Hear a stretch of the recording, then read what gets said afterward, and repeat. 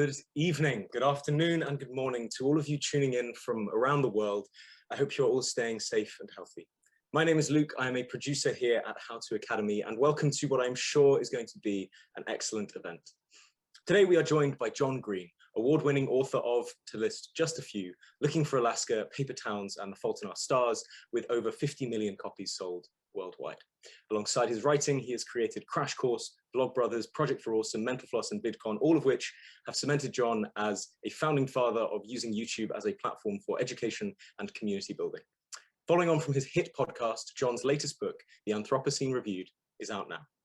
Today, John will be in conversation with Dan Howell, author, presenter, and entertainer whose online videos have literally billions of combined views. Dan is also an activist for LGBT+ causes and mental health awareness. With his book, You Will Get Through This Night, A Practical Guide to Take Care of Your Mental Health, becoming a recent Sunday Times #1 bestseller. After a 45-minute or so conversation with Dan, John is going to take questions from you, the audience. So please do type any you have in the Q&A function, either at the bottom of your screen or at the top, I think, if you're on iPads. Well, that's more than enough from me. So without further ado, it is my absolute pleasure to welcome John Green and Dan Howell. Gentlemen, over to you. Hello. Bonjour. Hello. Hi there. Members of the How To Academy, book fans, nerd fighters and fannies. Yeah, I'm your host, self-centered internet clown Daniel Howell, and here talking with the alive and here John Green, author of The Anthropocene Reviewed. Oh, that's very kind of you to have the book with you, Dan. That's so nice. I do have the book. Really nice to talk with you. It's so nice to be here. Thank you for doing this. Thanks to How To Academy. I'm really looking forward to this. And but before we start, and I know that this is about my book, this whole conversation is going to be wrestling for control. It is, isn't it? It's just how it's going to be. It has now been a month since your book, You Will Get Through This Night, has come out. And I have to say that I continue to find this book helpful on a daily basis. I refer to it every day, which is very rare. So anyway, it's a really great book. And if you haven't gotten it, I'm sure everybody in the chat has gotten it, but if you haven't, you should really check out You Will Get Through This Night. It is exactly what it claims to be, a practical guide to improving your mental health. Well, thank you, John. Although you should have said #ad to disclose that I paid you to say that, but that's fine. Well, kicking things off, John, what about the football? Am I right? Yeah, I mean, I was surprised, Dan, that they scheduled this event for during the Czech Netherlands game, because I know that it was difficult for you to rip your attention away from 2021. I would have absolutely been watching that. I mean, you're joking, John, but what I did not watch to be here was the Austrian Grand Prix, which is literally the only thing tangentially sport related that I do watch. So that's how much I like you, John. I appreciate that. The only related, vaguely masculine activity that I do, watching fast cars go around in circles. I'm also a big fan of watching fast cars go around in circles. So that's yet another thing we have in common. But there's more circles in the Indy 500, so you win that True. one, I guess. I just want to say, as a disclaimer before we get into this, that this may be overhyped. I don't know if you read the event page, but it was advertised with the following sentence. And this is not a description of your book. This is a description of the event that you're all a part of now. A profound, original, and inspiring new take on the meaning of life. Is this event right now? Let's do a TLDW for anyone with a short attention span or didn't read about your appreciation of sycamore trees. John, what's the meaning of life?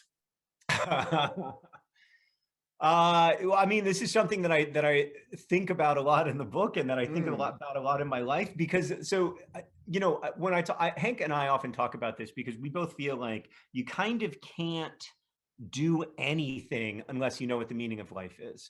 And so we're always operating with some meaning of life in our heads. It's just that a lot of times we're operating with like an inherited or some kind of default notion of what the meaning of life is. And so I'm always reframing it. The answer for me is that I don't know what the meaning of life is, but that I am making it up or deriving it from some other source all the time, and that it is constantly changing for me. But ultimately, I think that we are here to pay attention. And I also think that we are here to be, which I know is kind of like a cop out on the meaning of life, but I mean it. We are here to be in community, to be with each other. We are here to be with the universe and with the sycamore tree that is right outside my house, providing me shade right now. And so I actually think it's quite beautiful and lovely that we are here to be. And then the second thing I think we're here to do is to pay attention, to try to understand ourselves and the universe, and to be kind to each other. There's this great Philip Larkin poem that's real evidence for the fact that a cracked vessel can shine some light. That goes, we must be careful of each other. We must be kind while there is still time. And I don't know, that contains a lot of the meaning of life for me. While there is still time. Well, thanks, John. I mean, you somehow managed to deliver. So that was a good intro. Goodbye. Thanks for thanks for coming. That was it, guys. I mean, I've been living with your book for a few weeks now, except I read about 80 pages in one setting and then I immediately stopped because I decided that I wanted to pace it out. I think the magic of a book of essays is that you kind of get to break it up. And I decided that I needed that daily prescription of hope and perspective that the essays gave. So I just want to say thank you for giving me that. And I'm sad that it's over. Well, thank you for reading it that way. Like, it's really nice to hear from people who read it that way, who like read one essay a day or read it before bed or something, because I did write it to be read that way. Like, I wanted there to be an arc to the, you know, a couple arcs really to the overall sort of like structure of the book, but I also wanted each one to live on its own so that it could be its own little message in a bottle, you know, its own little like dispatch from what it felt to be alive in this little moment. And the process has obviously been quite a long time since you began the podcast to writing the book, and the last thing that you did, and you described how it was almost a process of going from hope to despair and then back to hope again from 2019 to 2021, which I think is a quite universal experience for lots of people. And it was definitely my experience, and I needed that. Where are you on the hope despair spectrum right now? That's a great question. I mean, I think these things have to live alongside each other, to be honest with you. So like, I want to answer your question honestly, but I also don't, because like anytime, did you watch Bo Burnham's thing? Yes. So yep. One of the many things that I really liked about it is that you can't tell to what extent he's performing. And you and I both know that you can't, like, I think some people may watch that and not be conscious of the extent to which it's performative, but like people who make stuff online are going to be super conscious of it. And so anytime I ask that question, or anytime I think about that question and I'm talking about it in public, I don't want to answer all the way honestly, to be honest with you, because sometimes I'm like doing really poorly, but it's not anybody's fault and I'm going to be okay. And I don't want people to worry about me. And then other times I'm doing really well, even though like the world is going to shit and it's 135 degrees in Canada. And, you know, and I feel bad saying like, I'm doing great, like, but the world's falling apart. So I think the way I've started to think about it now is that like, all of these things have to coexist, because if I tell a story that I'm doing awesome and life is great and it's kittens and rainbows, like that's never going to be the whole truth. But also like even when I'm feeling intense despair, that is also never the whole truth. Like, in fact, that's one of the things that I took away from your book was the idea that like that more than one thing has to be true at the same time. And so you've asked me a very simple question that I've answered very poorly, but the answer is that you know, I've had a rough few months really. Since finishing the book was really, really, really difficult, the most difficult period I've had in my professional life. One of our kids had COVID, which was scary and stressful. And so it was just a difficult period. And then also like my mental health wasn't where it needed to be to like be able to cope with those stresses. I am doing better now, which is what people always say, but it's true in this case. I mean, I think there's something to the fact that we don't talk about our wounds, we talk about our scars, kind of thing. Yeah. So I'm doing better now. I do feel hopeful about like the life situation in general, and I think that hope is the correct response to consciousness and even to history. But I'm really concerned, man. I see a lot of things to be pretty worried about on the internet and off the internet, and it definitely freaks me out a little bit. But I have to let these things live alongside each other on parallel lines, you know? Exactly. Well, I mean, that was an honest answer, firstly. So you did it. Oh, I did. Well done. I should have just You did answered the it. honest answer. I made a huge mistake. And you also justified your own point about why it's so necessary to have perspective on all these things, which I mean is exactly what your book was about. What was the process of creating and specifically writing a book for you during COVID? Because I'm someone that I have no life. I spend all my time inside. Everything I do is just typing on a keyboard on the internet. Everyone's lives have changed wildly in their circumstance because of this situation. But how was the process for creating this different to the novels? Not in a non-fiction fiction way, because of the pandemic. Yeah, it was definitely different because of the pandemic, and it changed a lot like as the pandemic hit.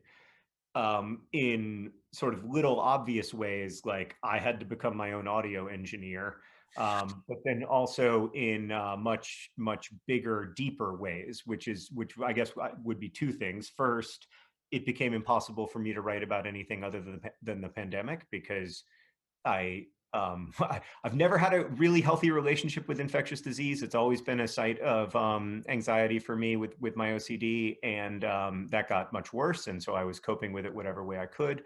That was one thing, and then the other thing that really changed was that my kids were home all the time. They needed support with e-learning.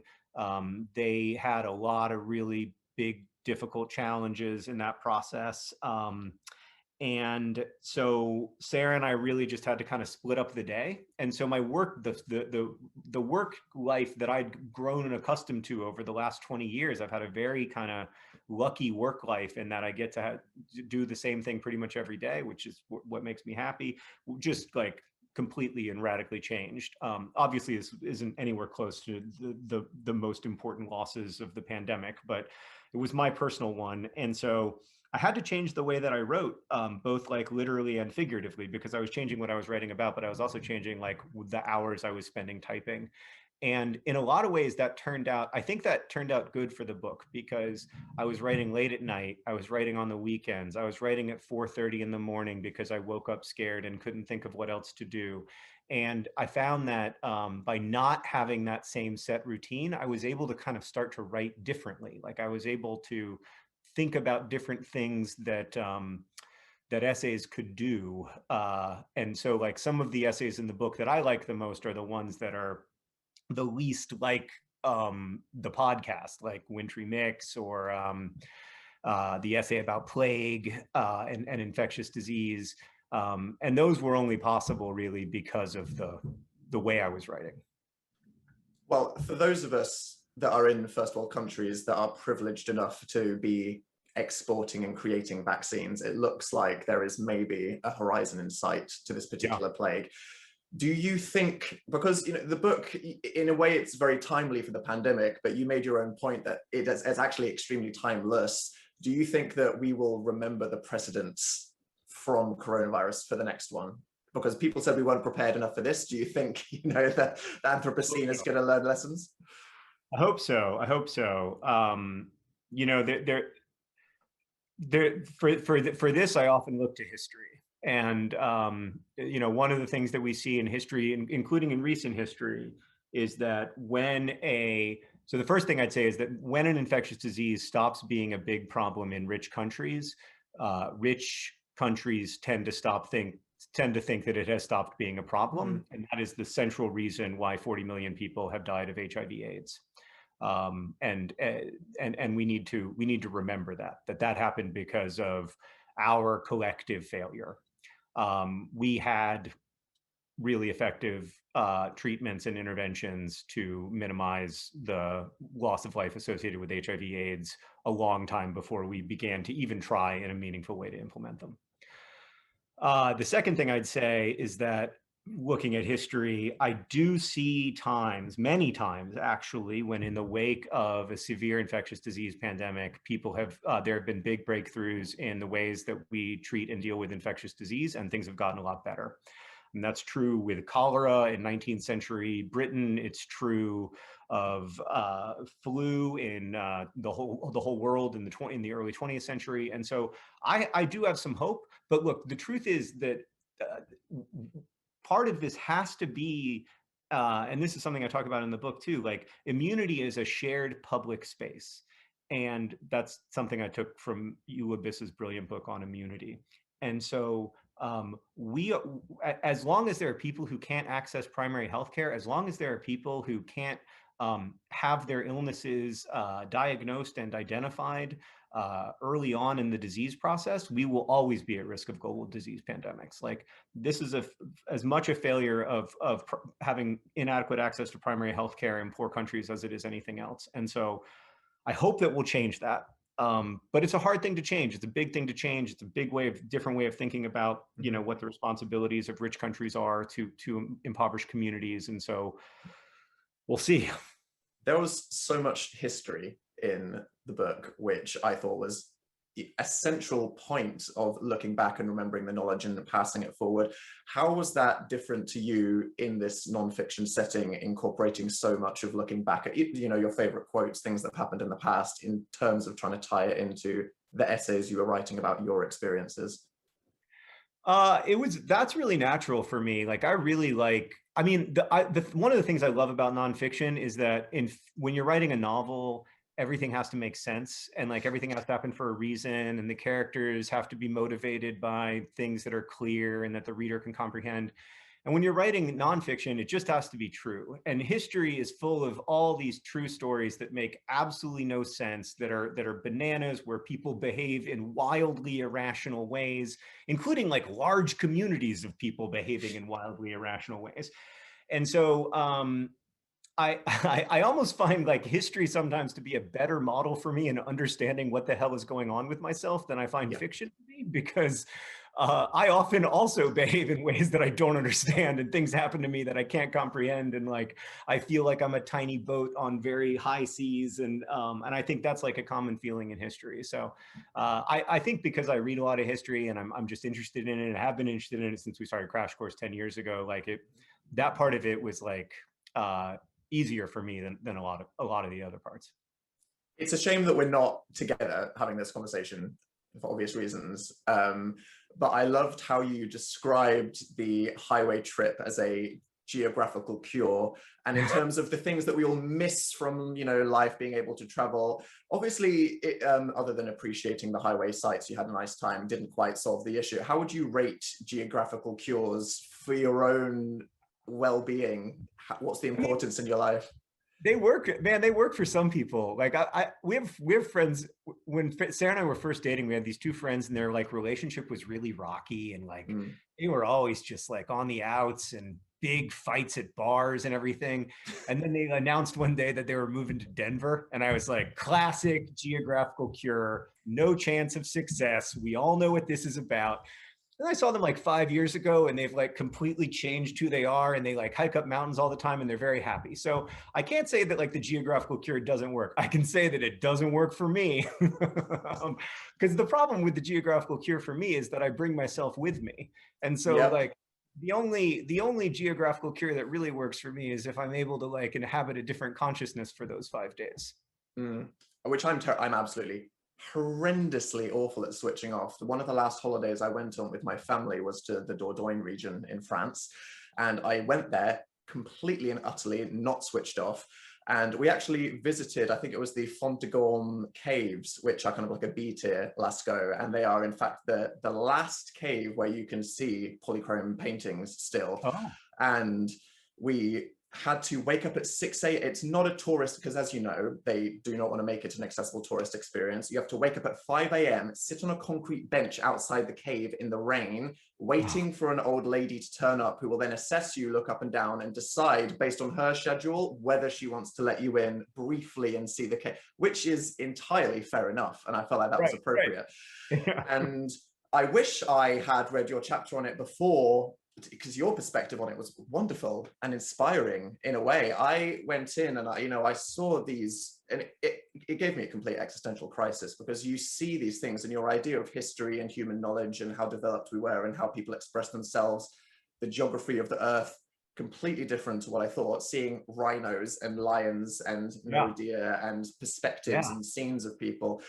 And it made me fly home early from the holiday because it freaked me out so much. I told my family, there's a really important meeting, I just have to go back home, sorry, bye. I Googled the nearest local airport and I immediately got on a flight and I lied to them and I just left because and for me, your moment of, the child's handprint on the wall, what that meant to you, beautiful. For me, thinking about the past is very different, because I don't enjoy my past. I like to have all of my caves closed to visitors, metaphorically, not in that way. And it was very interesting how you do you like looking back at your past? Because you shared all these Mountain Goats examples of these magical songs and how it transports you back. There are places I like going back to.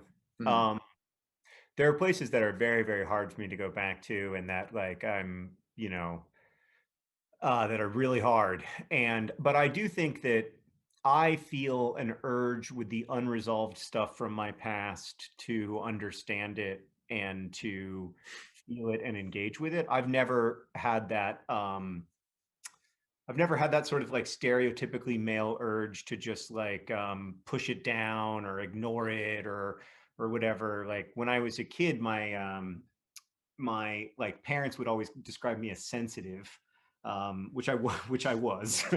But I think that was their way of trying to say that he won't shut up about his everything he's ever felt. And maybe that's also because I had really early mental health intervention, which most people, especially of my generation, did not have. And so I was, in therapy when I was 14 years old, talking about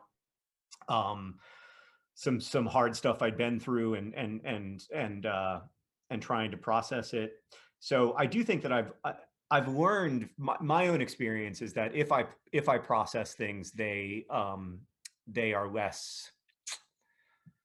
If I process things and confront things and try to figure out how I feel about them, and that they are less like monsters in the dark, they are less they're less terrifying because they have names. They're less terrifying because they don't have the power over me anymore because they aren't secrets. There are definitely a lot of things that I don't talk about in my public life that are secrets in that sense, but they aren't secrets in the sense that Sarah knows about them, and that my therapist knows about them, and that my closest friends know about them. And so I think that's been important for me. I don't listen to any of my magical songs from various stages because it takes you back to those painful memories. Exactly. So it's interesting, and you've, for all the tips that you claim I've somehow given you, I'll take that one. Sometimes you need to revisit it and actually understand it, and then maybe how you viewed it when you were 14 or 21 is very different to how you'll view it 10 years later, which I'm sure is hopefully a power that most of us have. So we're very different there. I think something that we're very similar, and I love this, is the omnidirectional anxiety. Omnidirectional, it really is. And obviously, right at the start, you talked about how this book it's all about perspective and grounding and what you're aware of. And in the words of Amy, have you always paid attention to the things that you're paying attention to, or is that something you honed in on when you began writing these reviews? It's definitely not something I've always paid attention to. And this idea of paying attention to what you pay attention to, I read it when Amy first wrote it and it meant nothing to me. And I was like, that's just, honestly, Amy was such a clever writer. She was so good at wordplay that sometimes it would be easy to look at one of her lines and say well, that's just wordplay. And it's very clever wordplay and it's good, but then I wouldn't think about it anymore. And so it really wasn't until I got really sick. So I had this weird ear disease called labyrinthitis, where your eyes shiver, and so you can't see. It's incredibly horrifying. So you can't see anything straight. Everything's like swimmy and weird and like a Van Gogh painting or something, and you like pass out and throw up, and it's terrifying. And after that, they were like, you're going to be in bed for a couple weeks, but then you'll get better. And I was like, what do you mean a couple weeks? And they were like, yeah, I mean, usually like people like don't really open their eyes for a couple weeks. And I was like, that's gonna go poorly over here at the greenhouse. I mean, leaving me alone with my thoughts for 2 weeks is a really bad idea. And so I spent this 2 weeks like, struggling and trying to understand how I was going to get through this experience, being scared that it would never end. And along the way, I started to think about what was making me happy in my work life and what wasn't making me happy in my work life, and where I was really having a difficult time. And I felt like a lot of I just published Turtles All the Way Down at this time, and I felt like a lot of what was being really hard for me was that it was really, really hard for me to draw the line between fiction and nonfiction, because I have a public life. I, tell everybody who will listen every Tuesday how I'm doing, and have for 15 years. And then a book comes out and I say, don't read any of me into this. Don't Yeah. read my voice. Don't think about me. I can't help myself. Like I know your voice. And I know that 2 years ago you were interested in this painting that is now in this book. And like, how can I not put you into the book? And that's completely fair. Like there's no like villains in that story. But it also meant that they, inevitably people and reporters and stuff would put my mental health problems into this fictional character. And that was really hard for me, because people would ask me questions like, do you experience panic attacks while kissing? And I would be like, no. And like, also, it's not an appropriate question, but like, I kind of get why they were asking, because, it seemed like an autobiographical novel, even though for me, so anyway, all that stuff was happening in my head at the same time while I couldn't open my eyes for 2 weeks. And eventually, as I got better, the first thing I read once I could read, once my eyes could settle on text, was Amy's work. And I read that line and I realized that like part of the problem actually was that I have not been paying attention to what I pay attention to at all. And I've been letting Twitter decide what I pay attention to 18 hours a day, and wondering why I feel anxious and afraid. And I needed to try to pay attention to what I pay attention to. So part of that was writing these essays, and part of it was quitting those social media platforms for a while. It's fascinating to hear you say that you were afraid of being trapped with your thoughts for 2 weeks, because you also talked about how signing all of your books was a relaxing process for you. I hate it, because for me, I am trapped with my thoughts despite the repetitive process, and I have an issue, which is not, it's something that we should try to resolve, where I cannot eat, do a chore, sign a book, or anything without a YouTube video, a podcast, or something happening to distract me. You say that you enjoy signing just in a basement? Yeah, but I'm not thinking. That's the key. I'm not thinking about like my problems or what I'm scared of or anything at all. And how do you do that, John? I don't know. And believe you me, if I could do it a way other than signing my name over and over again, I would like go to the woods and become a monk. Yeah, I mean, you've signed a lot of books at this point. Are you not worried that in a way you're turning the value of a John Green signature into the US cent coin? That was always kind of the plan, Dan. The whole so part of what I found, so I mean, I wanted it to be, especially with The Fault in Our Stars back 10 years ago, like I definitely wanted it to be a publicity stunt, and I'm not going to pretend otherwise. I'm not going to try to like make myself out to be like somebody who is trying to do something other than like get attention for their book. But this time around, like there is no value to my signature. Like the copies of The Fault in Our Stars that are signed and unsigned sell for pretty much the same amount of money. In the case of this, like actually the signed copies are generally a little cheaper than the unsigned ones. So like I have created a world in which, just like the penny, my signature is worth less than nothing. Because something that's worth nothing so anyway, it's worth less than nothing. But I also like, but there is something, and I've heard this from a lot of readers, like there's something to opening up a book and seeing that the person who wrote it signed it. Absolutely. And then there's just something to like the strange, my copy is signed, by the way, because all the copies are signed. There are no unsigned ones in the US. And there's something strange about being able to touch that page and thinking like, gosh, this whole process is so mechanized. It is so like, who knows where this book was printed or who it was printed by? And we see millions of books in bookstores, and the whole process is just like robots and who knows who else. But this page actually was touched by both of us. Like this page actually does have a physical connection between us. And that, I still think that's cool. Will I sign 250,000 copies again? No. Well, yeah, we'll see.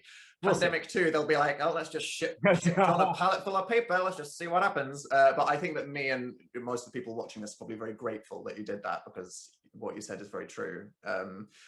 Another thing that we definitely have in common is the person Googling. And I always did that privately with a bit of shame, feeling like that came from me being a bit of a stalker and a pervert, which you have either helped to normalize, or I'm offending you right now.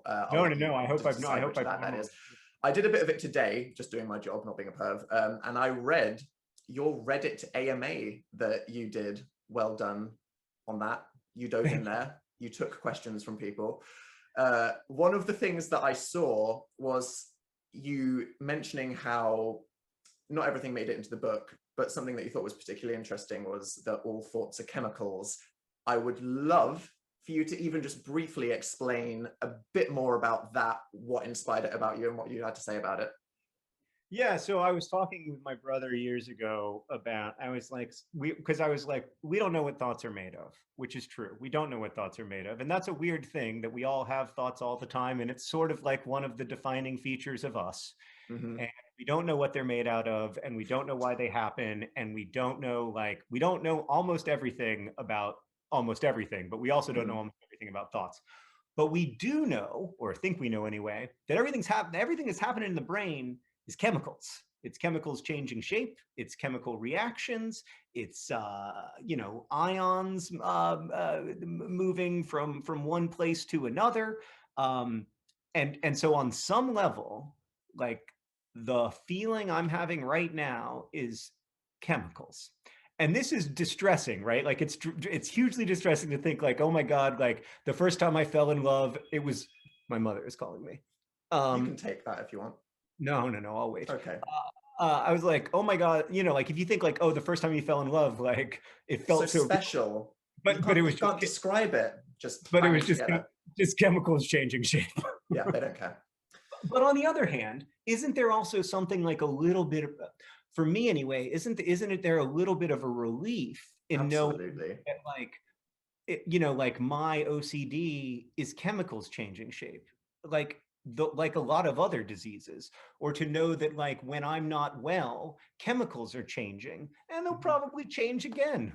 Like, like that's what they do. They change this way, they change that way. And so like, I've been thinking about that with your book, actually, because I'm like, well, this is a way that this is one way among many that I'm trying to like train the chemicals to do the best job for me that they can. And I think it also helps to break it down in the same way that Hank said, we're just Earth doing things with Earth to other Earth. It's not that complicated at the end of the day. Which is kind of you said how you were very kind of nihilistic as a young person, but I think there's an inevitable circle where when you hit the rock bottom of thinking that the universe is fundamentally absurd, there's nothing to do but prescribe meaning to whatever you want, and also to just accept in a very freeing way that at the end of the day it's just chemicals. And I think that's a very healthy perspective to view it. So yeah, I'm with you there. Like, but it doesn't invalidate the meaning, right? Like we're still going to make meaning everywhere we go, and that meaning is still real. Like my first love, we were still in love. Like it was really love, even though it was also just chemicals changing shape.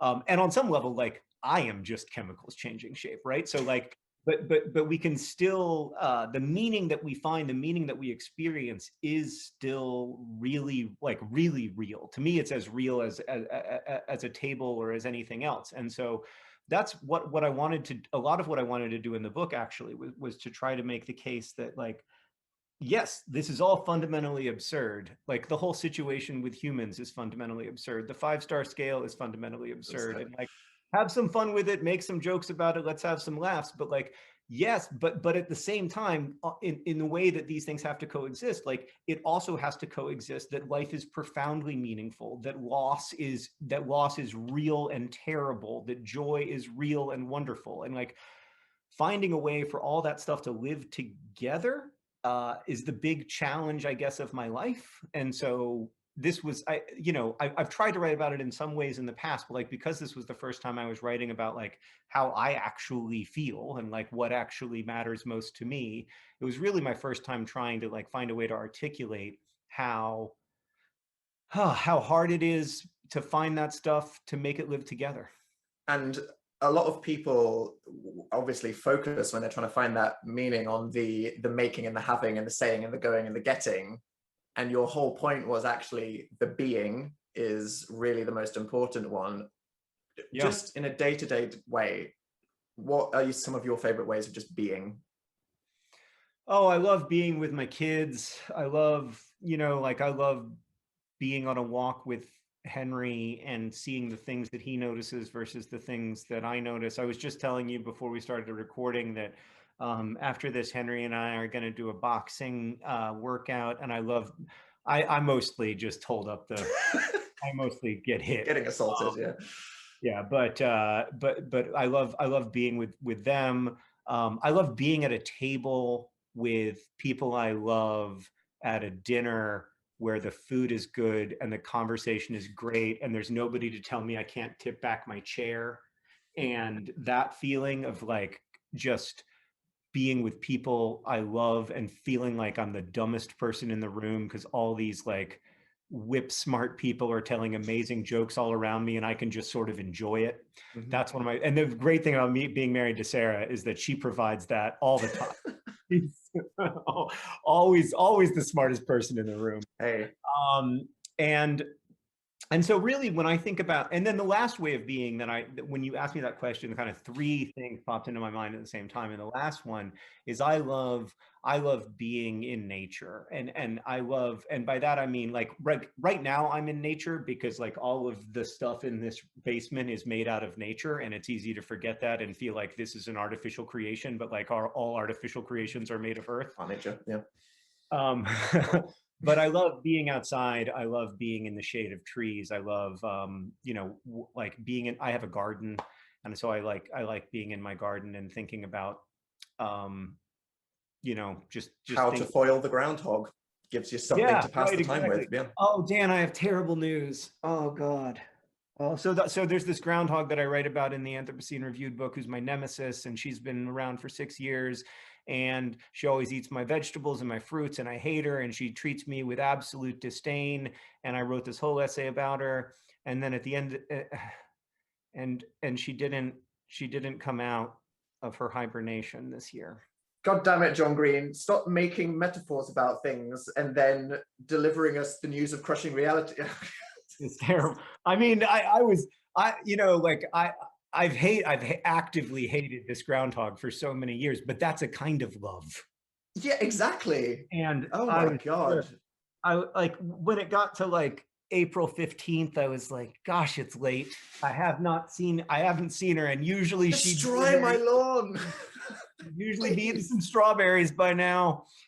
Oh, so the garden just looks amazing, and I feel so sad. And what's the goddamn point if you're not feuding with it? I know. The whole point is to have a nemesis. So I'm just hoping that somewhere she had a daughter or a son or something that can come back and give me that same whole colony of groundhogs that will just ruin everything you've been toiling for. Here's hoping, John. I'm sure we all hope for that for you.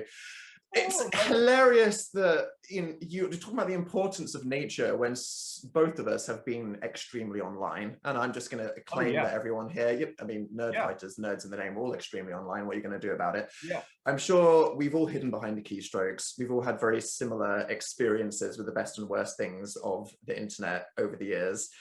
Have you enjoyed your time back focusing on the garden path and the writing? Yes.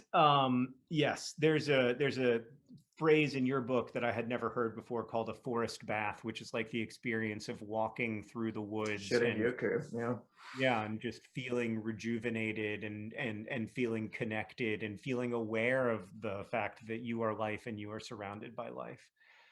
And that is really meaningful and important to me. And and this is one of those things um like 2 decades ago, I was saying something at a work meeting, making fun of some like stupid old person thing.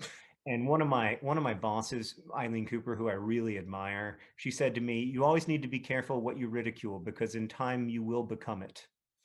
And you know, 2007 John, like 2007 Dan, was an inside cat. Yeah. You know, like I would say, I Okay, boomer. I had no We boom. desire in being outdoors ever. For me, like the internet was the great wild space that was available to all of us, and instead of like having already been discovered by all of these monstrous colonialists, those spaces were being discovered by us, and that it felt amazing. And I always made fun of people who were like tree huggers, and like my dad is an environmental activist and has worked for many environmental organizations over the years, and I would always make fun of my dad, and we'd go to the Grand Canyon and I'd be like, it's just a hole in the ground, or we'd be on a camping trip and I'd be like, I want to be staying at the plaza. And now I still do like staying at the plaza, but now I love being outside. So be careful what you ridicule, for in time you will become it. What rating would you give the Plaza on TripAdvisor? Oh God, five stars. 5, yeah, definitely. Hey, internet, YouTube obviously used to be a 5-star rating system, completely pointless. Everything was just 4.98 stars. It's thumbs up, thumbs down now. What's your opinion on like or dislike? Is it better? I think it might be better because it gets to the I mean I'm interested to know what you think, but like I think it might be better because it gets to the like ridiculousness of the whole enterprise. Like whereas the 5-star scale attempts to like introduce some nuance into what is a fundamentally binary computer style calculation. And so I would rather just like acknowledge that this is a system that was created for the benefit of algorithms, not a system that was created for the benefit of humans, and just have it be 0 or 1. We should force everyone to write a 150-word review in order to watch the whole thing. We should just stop halfway through and go, so far, justify your enjoyment of this. Right. The internet would be solved overnight. Yeah, before you can move on from this and watch the Try Guys, I am going to need your 50-word review. Hey, I'm sure it would work. All right. Well, speaking of internet lurkers and people, we have had a bunch of lovely questions from the people that have been very patiently enjoying us waffling here. So I'm going to dive in with a nice one from Matt Monk, who said that you and your Nerdfighter audience, hi, have all grown up a bit. And with that, they feel like they may have moved on from the YA demographic. As readers, as you know, the people in it, where do you think the community will be in 10 years' time? Oh, I have no idea. I mean, if you told me in 2011 that I was still going to be making YouTube videos in 2021, I would have been very surprised, I think. And at the time, my intention was to write young adult books for the rest of my life, not because that was the age of Nerdfighteria or whatever, but because I was a YA writer before I had a YouTube channel, and I expected to be a YA writer for my entire career. And I have a lot of admiration for career YA writers like Jacqueline Woodson, you know, who's been writing YA novels for 35 or 40 years and continues to find ways to speak to contemporary young people. And so I never thought of like, oh, I need my books to grow up because this internet community is growing up. There had been kind of already a divergence between like the internet community, the online community, and the audience of my books anyway. You know, like the vast majority of people who read The Fault in Our Stars were not nerd fighters. And then I think by the time Turtles All the Way Down came out, like a lot of nerd fighters were, and with good reason, like this seems like a good book, but I can tell it's not for me. And that's fine. That's also fine for the Anthropocene Review, by the way. But I think what more than like seeing a change in the community, I saw a change in me, a change in what kind of story I was able to tell, what kind of story I felt comfortable telling, and a realization that I wanted to write as myself, which I do think probably resonates more with Nerdfighteria because that's what they're used to hearing. Like they're used to hearing me as myself. And so that's been, I guess, a bit of a happy accident. As for where the community will be in 10 years, you know, my hope is that it will still be a force for good online, and especially a force for, you know, raising money and attention to highlight the challenges faced by the people who don't have access to the megaphones of the internet. Well, I'm sure you can be very proud of the community, because I mean, you've certainly done that. You've done it quite a lot, and I'm sure you'll continue to. Yeah, I mean, it's very, very little of what Nerdfighteria has accomplished has much to do with Hank or me, to be honest with you. But I do feel really, really proud. We have an anonymous attendee who, for someone anonymous, has said something very kind. I'm a creative writing student, and looking for Alaska made me want to write about my time at boarding school. And Bo once said that he attempts to give the audience what he cannot give himself. Do you have any advice for writing the sometimes more difficult parts and getting what you need from writing? Yeah, I mean, especially if you're writing about boarding school, the first thing I'd say is read some boarding school novels. Like, you know, just look up some good boarding school novels. There's this weird, I think, British boarding school novel that's from like 25 years ago that I'm the only person who's ever read that I really like, called The War for Jenkins' Ear. Nope. Read that. Yep. I don't think anybody else has read it, but it's good. And then, but more to the point, I think, especially with my first novel, I was trying to do that. Like, I ended up trying to want to do other things with fiction, but with Alaska, I was writing back to my teenage self and trying to tell. I was really kind of shouting back to my teenage self and trying to shout back, like, don't romanticize this person. Don't treat them like they're fundamentally different from being a human being, because if you do that, it's going to have catastrophic consequences. And I think that's a lot. Maybe that's why people have responded to that book so deeply, is because it was a really, it was personal, and it was, you know, a pretty direct callback to my 17-year-old self. And I think there's a lot of beauty in that. Like, there's a lot of beauty in that as a gift for readers, but I think you have to think of it as a gift for readers ultimately. For me, one of the challenges of writing and making videos and doing everything is like not making it unnecessarily about myself. Like, I'm pretty interested in myself, and like pretty curious about how I feel about things, and pretty tempted to put myself at the center, the epicenter of human history and everything. Are you making fun of me right now, John? No. I'm sat right here. Jesus. But I do. But I think for writing to work, it has to be a gift. It has to be. It has to be something that you make for others. You said it was quite difficult with the Turtles press tour, because humans, with their curiosity, and obviously they're going to go for those questions, and obviously they're going to say that, and there's a certain amount of, God, that's really shitty in a way that I can't explain to you, but also I understand how it's a completely natural question to ask. You know, kind of like, please let the sanctity of the fiction just be its own thing, which I understand. The Anthropocene Reviewed is completely actually you, and you are really going there. How has these last few weeks, and this right now, sorry, been just in that regard of saying, hey, John, I'm going to go straight to you now. Tell us about it. It's kind of better, to be honest with you, because I know how to answer. I know how to deal with that. Like, I know because I chose what I shared here. You know, like I made choices. There's a reason why, like, every scene with my kids is utterly generic, right? Like, you don't know if my kids have brown hair or blonde hair. You don't know what their personalities are like, you know, and that's because that's private for me, and that's not my choice. It's not. I feel like it's not my place to share, at least in book form. So I think because I was able to make the choices about what I shared, I felt a lot more comfortable going into the conversations. I also have done a lot of, not to, this is such a phrase, but I've done a lot of work around getting comfortable being like, no, I'm not gonna discuss boundaries, please. Yeah, just getting better boundaries and not feeling kind of obligated to answer a question that I'm uncomfortable with.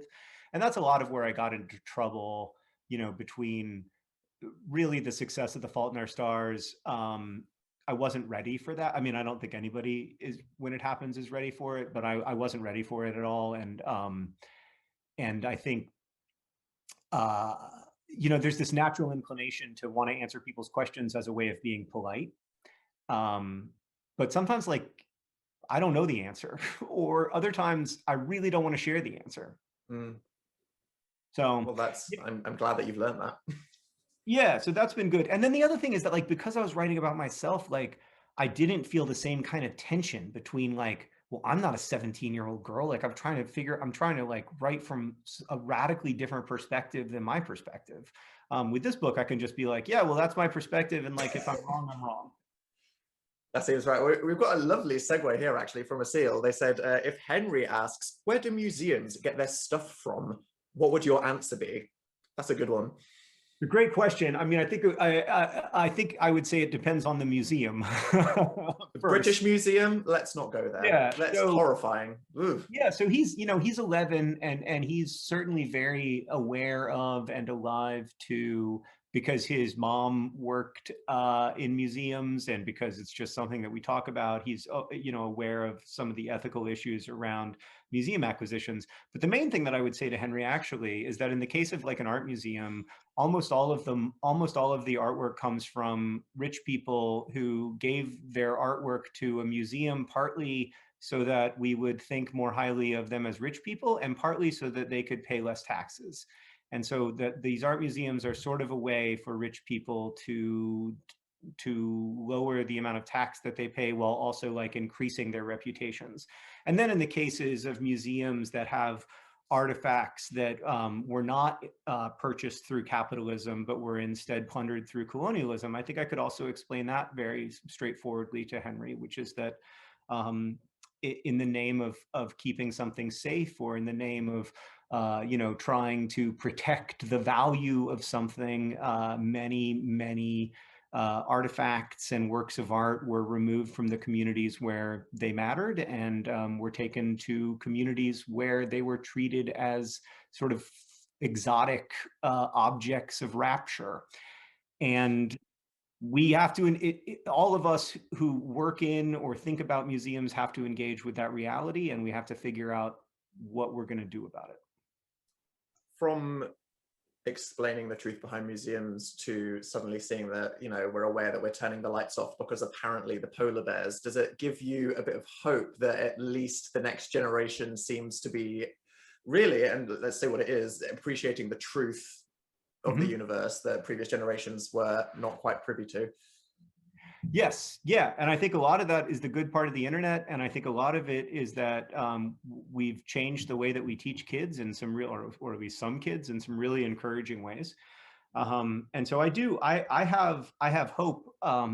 We don't, just to state the obvious, like, we don't have time for Henry and Alice to like become 40 years old and start to deal with climate change. But also Henry and Alice know that. And so they know that that they don't have a choice except to be climate activists now. And millions of kids are taking up that banner, and I think we need them to, because I think it's really hard to change systems. It's really hard to change big resource intensive systems. We've built these systems over a very long period of time, and in a lot of ways they work really well for us, right? Like, water treatment system in Indianapolis works amazingly. I haven't gotten cholera or giardia, and nobody in Indianapolis has in over 100 years. But if these big systems that we made that work pretty well are reliant upon a technology that is going to make our lives much worse, we have to change them, and we have to change them really quickly. So I think that has to be the focus. But I strongly believe that nihilism or hopelessness is not the correct response to climate change, just because my own experience of despair is personal. And so I don't know if it holds up in data, but like, my own experience of despair is that despair is not productive. I think I write in the book that like despair is like a replicating virus that just makes more of itself. It doesn't make me do the work or contribute to the work that needs to be done on these big issues. Bug has completely flipped one of the last questions over to say, now that you've just exported this first non-fiction with all your reflections on the world, what have you missed about the fiction process? Because, you know, you said, oh, I didn't have to change my perspective to write, I enjoyed that. What now do you go, actually, I wish, I really like that. That is what I miss, actually, is losing myself. Or, I mean, one of the weird things about being a person bug is that you're stuck for the whole time inside of one consciousness. It really is kind of like, if you pitch that to like an alien civilization, that would be like their worst horror movie. You know, it would be like their Saw, that like you've got to spend your whole time inside of one body. Oh God, I'm chained to this. Yeah. What do I have to do? Yeah. How do I get out of it? God, get me out of this body. And so I think I find that really weird. And one of the things I love about reading is that I feel like I'm closer than I can otherwise come to inhabiting someone else's consciousness, because books are so much a real collaboration of the reader and the writer. Like, I feel like I'm actively participating in the life of this person who doesn't exist, which is a weird and for me really wonderful feeling. And it can make me feel like fiction books can make me feel less alone, I think, in a way that most nonfiction books just don't. And so those are all the things that I look for in stories, and that I love about both reading and writing stories. And like, I have been a little hard on the fiction writing process in this hour, I realize, but I actually love writing fiction. I hope I get to do it again. I think that after I finish the typical John Green novel, I'm left with a mourning period where I'm grieving for these characters, which is obviously one of the blessings and the joys that you get to impart into people's lives. It is funny how the moment I finished reading the Anthropocene reviewed, there wasn't a feeling of grief or a period of mourning afterwards where, you know, I finished this TV show, Where Are My Friends? It just made me go like, life, man. Like, oh my God, it's there. Cool. Yeah, which I enjoyed that. Hey, that's a good feeling too. But I love that like post-book feeling of that you really only get from novels, I think, or from fiction, where you're just like, where you miss the characters, you know, like it was so wonderful to spend time with them, and now you have to say goodbye to them, and there's something like lovely and difficult about that. But that's also like when I write stories, I feel that times 100. Like I walk around, you know, thinking about Hazel and Gus for months and months after I finished The Fault in Our Stars, and it was really lovely. That was a lovely experience, and a deeply personal one. Well, I'm going to say it. I'm going to categorically declare that the Anthropocene Reviewed is my favorite John Green book. Thanks, and man. That is because John Green is my favorite John Green character. So, oh, Dan, that's the nicest thing you could have said. I really appreciate that. It's, you know, we've talked about this a little bit before in public and also in private, but I think because I, you know, was in the very fortunate position of getting to watch you kind of grow up on the internet, the public part of your life grow up. It's been such a great pleasure to root for you and to know you all these years, and to see the adult you've become, the advocate you've become. It makes me feel, I hope you won't mind me saying this, but it makes me feel a sort of second level pride, where I'm so proud of the person you are, that it makes me a little proud that I was also on the internet at the same time. And